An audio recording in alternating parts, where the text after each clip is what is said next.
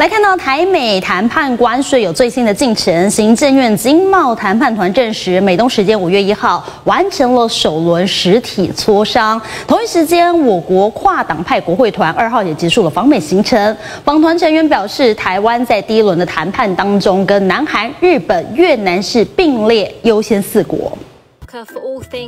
感谢您的收看，我是黄云婷，我们再会。